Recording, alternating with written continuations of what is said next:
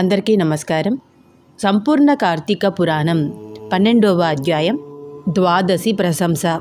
మహారాజా, కార్తీక మాసమున కార్తీక సోమవారమున కార్తీక ద్వాదశి వ్రతమును గురించి సాలగ్రామపు మహిమలను గురించి వివరించెదను వినుమని వశిష్ఠ మహాముని ఈ విధముగా తెలియజేసిరి.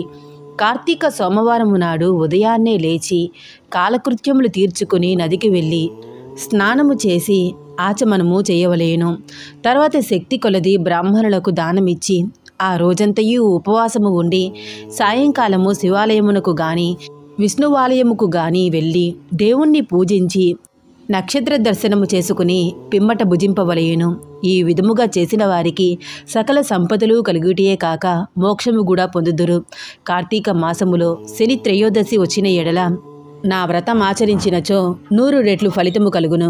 కార్తీక శుద్ధ ఏకాదశి రోజున పూర్ణ ఉపవాసము ఉండి ఆ రాత్రి విష్ణువాలయముకు వెళ్ళి శ్రీహరిని మనసారా ధ్యానించి శ్రీహరి సన్నిధిలో పురాణ కాలక్షేపము చేసి మరునాడు బ్రాహ్మణ సమారాధన చేసిన 1,000,000 యజ్ఞముల ఫలితము కలుగును. ఈ విధముగా చేసిన వారలకు సూర్యగ్రహణ సమయమున గంగా నదిలో స్నానము చేసి 1,000,000 బ్రాహ్మణులకు భోజన దానము చేసిన నెంత పుణ్యము కలుగునో దానికంటే అధిక ఫలము కలుగును. కార్తీక శుద్ధ ద్వాదశి నాడు శ్రీమన్నారాయణుడు శేషపానుపు నుంచి లేచును గనుక కార్తీక శుద్ధ ద్వాదశి వ్రతము విష్ణువునకు ఇష్టము. ఆ రోజున శ్రీమంతులు ఎవరైనా ఆవు కొమ్ములకు బంగారు తొడుగులు తగిలించి ఆవు కాళ్లకు వెండి డెక్కలు తగిలించి దూడతో సహా బ్రాహ్మణులకు దానమిచ్చిన ఎడల ఆయువు శరీరం అందు ఎన్ని రోమములు కలవో అన్ని సంవత్సరములు ఇంద్రలోకములో స్వర్గసుఖములు అందుదురు. కార్తీక మాసమందు వస్త్రదానము చేసినను గొప్ప ఫలము కలుగును. మరియు కార్తీక శుద్ధ పాడ్యమి రోజున కార్తీక పౌర్ణమి రోజున కంచు పాత్రలో ఆవు నెయ్యి పోసి దీపముంచిన వారు పూర్వజన్మ యందు చేసిన సకల పాపములు హరించును. ద్వాదశి నాడు యజ్ఞోపవీతములు దక్షిణతో బ్రాహ్మణులకు దానమిచ్చిన వారు ఇహపర సుఖమును పొందుదురు. ద్వాదశి రోజున బంగారపు తులసి చెట్టును గాని సాలగ్రామమును గాని ఒక బ్రాహ్మణులకు దానమిచ్చిన ఎడల 4 సముద్రాల మధ్యన ఉన్న భూమిని దానము చేసినంత ఫలము కలుగును. దానికి ఉదాహరణగా ఈ కథ కలదు, శ్రద్ధగా ఆలకింపు. సాలగ్రామ దాన మహిమ. పూర్వము అఖండ గోదావరి నదీ తీరమందలి ఒకానొక పల్లెయందు ఒక వైశ్యుడు నివసించుచుండెను. వాడు మిగుల దురాశాపరుడై నిత్యము ధనమును కూడబెట్టుచు తాను అనుభవించక ఇతరులకు బెట్టక బీదలకు దానధర్మములు చెయ్యక ఎల్లప్పుడూ పరనిందలతోనే గొప్ప శ్రీమంతుడుగా విర్రవీగుచు ఏ జీవికి కూడా ఉపకారమైనను చెయ్యక పరుల ద్రవ్యము నెటుల అపహరింతునా అని తలంపుతో కుస్థిత బుద్ధి కలిగి కాలము గడుపుచుండెను. అతడొకనాడు తన గ్రామమునకు సమీపమున ఉన్న పల్లెలో నివసించుచున్న ఒక బ్రాహ్మణునకు తన వద్దనున్న దానమును పెద్ద వడ్డీకి అప్పు ఇచ్చెను. మరికొంతకాలమునకు తన సొమ్ము తనకి ఇవ్వమని అడుగగా ఆ విప్రుడు, అయ్యా, తమకివ్వవలసిన ధనము నేను 1 నెల రోజుల గడువులో ఇవ్వగలను. మీ రుణము ఉంచుకోను. ఈ జన్మలో తీర్చని ఎడల మరు జన్మలోనైనా మీ ఇంట ఏ జంతువుగానో పుట్టి అయినా మీ రుణము తీర్చెదను అని సవినయముగా వేడుకొనెను. ఆ మాటలకు కోమటి మండిపడి, అట్లు వీలులేదు, నా సొమ్ము నాకిప్పుడే ఇయ్యవలెను, లేని ఎడల నీ కంఠమును నరికి వేయుదును అని ఆవేశము గొలది వెనక ముందు ఆలోచించక తన మొలనున్న కత్తితో ఆ బ్రాహ్మణుని గుత్తుకను కోసెను. వెంటనే ఆ బ్రాహ్మణుడు గిలగిలా తన్నుకొని చనిపోయెను. ఆ కోమటి భయపడి అక్కడనే ఉన్నచో రాజుభటులు వచ్చి పట్టుకుని బోవుదరని జడిసి తన గ్రామమునకు పారిపోయెను. బ్రాహ్మణ హత్య మహాపాపము గనుక అప్పటి నుండి ఆ వైశ్యునకు బ్రహ్మహత్య పాపం ఆవహించి కుష్ఠవ్యాధి కలిగి నానా బాధలు పడుచు మరి కొన్నాళ్లకు మరణించెను. వెంటనే యమదూతలు వచ్చి అతనిని తీసుకుపోయి రౌరవాది నరక కూపములు పడద్రోసిరి. ఆ వైశ్యునకు ఒక కుమారుడు గలడు. అతని పేరు ధర్మవీరుడు.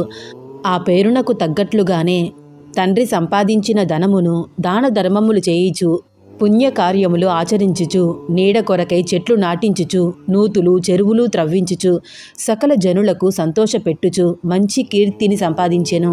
ఇటులుండగా కొంతకాలమునకు త్రిలోక సంచారియగు నారదుల వారు యమలోకమును దర్శించి భూలోకమునకు వచ్చి త్రోవలో ధర్మవీరుని ఇంటికి వేంచేసిరి.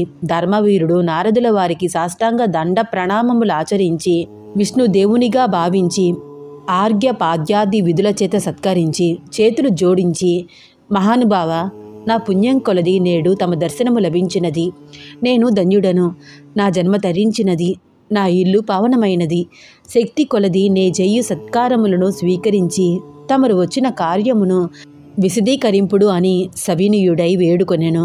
అంతా నారదుడు చిరునవ్వు నవ్వి, ఓ ధర్మవీర, నేనొక హితవు చెప్పదలచి వచ్చి తిని. శ్రీ మహావిష్ణువునకు కార్తీక మాసములో శుద్ధ ద్వాదశి మహాప్రీతికరమైన దినము. ఆ రోజు స్నాన దాన జపాదులు ఏవి చేసినను అత్యంత ఫలము కలుగును. 4 జాతులలో ఏ జాతి వారైనను, స్త్రీ అయినా పురుషుడైనా, జారుడైనా చోరుడైనా, పతివ్రత అయినా వ్యభిచారి అయినా, కార్తీక శుద్ధ ద్వాదశి రోజున సూర్యుడు తులారాశి యందు ఉండగా నిష్టగా ఉపవాసము ఉండి సాలగ్రామ దానము చేసిన ఎడల వెనుకటి జన్మలయందు ఈ జన్మలందు చేసిన పాపములు పోవును. నీ తండ్రి యమలోకములో మహానరకము అనుభవించుచుండెను. అతనిని ఉద్ధరించుటకై నీవు సాలగ్రామ దానము చేయక తప్పదు. అట్లు చేసి నీ తండ్రి రుణము తీర్చుకొనుము అని చెప్పెను. అంతటా ధర్మవీరుడు, నారద మునివర్య, నేను గోదానము, భూదానము, హిరణ్యదానము మొదలగు మహాదానములు చేసి ఇంటిని. అటువంటి దానములు చేయగా నా తండ్రికి మోక్షము కలుగునప్పుడు ఈ సాలగ్రామము అనే రాతిని దానము చేసినంత మాత్రమున ఆయన ఎట్లు ఉద్ధరింపబడును అని సంశయము కలుగుచున్నది. దీనివలన ఆకలి గొన్నవారి ఆకలి తీరునా, దాహము గొన్నవారికి దాహము తీరునా కాక ఎందులకు దానము చేయవలేను? నేను ఈ సాలగ్రామ దానము మాత్రము చెయ్యజాలనని నిష్కర్షగా పలికెను. ధర్మవీరుని అవివేకమునకు విచారించి, వైశ్యుడా, సాలగ్రామమును శిలామాత్రముగా ఆలోచించితివి. అది శిల కాదు, శ్రీహరి యొక్క రూపము. అన్ని దానాల కంటే సాలగ్రామ దానము చేసినచో కలుగు ఫలమే గొప్పది. నీ తండ్రిని నరక బాధ నుండి విముక్తి గావింపనెంచితివేని ఈ దానము తప్ప వేరొక మార్గము లేదు అని చెప్పి నారదుడు వెడలిపోయాను. ధర్మవీరుడు ధనబలము గలవాడై యుండెను. దాన సామర్థ్యము కలిగియుండియు కూడా సాలగ్రామ దానము చెయ్యలేదు. కొంతకాలమునకు అతడు చనిపోయాను. నారదుడు చెప్పిన హితబోధను పెడచెవిని పెట్టుట చేత మరణాంతర 7 జన్మలయందు పులియై పుట్టి, మరి 3 జన్మలయందు వానరమై పుట్టి, 5 జన్మలయందు ఎద్దుగా పుట్టి, 10 జన్మలు మానవ స్త్రీగా పుట్టి, 10 జన్మలు పందిగా జన్మించియుండెను. అట్లు జరిగిన తర్వాత 11వ జన్మలో ఒక పేద బ్రాహ్మణుని ఇంట స్త్రీగా పుట్టగా ఆమెకు యవ్వన కాలము రాగా ఆ పేద బ్రాహ్మణుడు ఒక విద్వాంసునకు ఇచ్చి పెండ్లి చేసెను. పెండ్లి అయిన కొంతకాలమునకు ఆమె భర్త చనిపోయెను. చాలా చిన్నతనమందే ఆమెకు అష్ట కష్టాలు సంభవించినందుకు తల్లిదండ్రులు, బంధుమిత్రులు చాలా దుఃఖించిరి.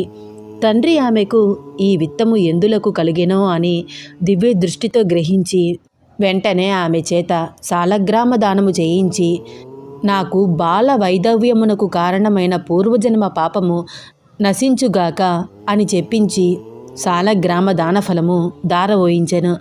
ఆ రోజు కార్తీక సోమవారం మగుట వలన ఆ సాలగ్రామ దాన ఫలముతో ఆమె భర్త జీవించెను.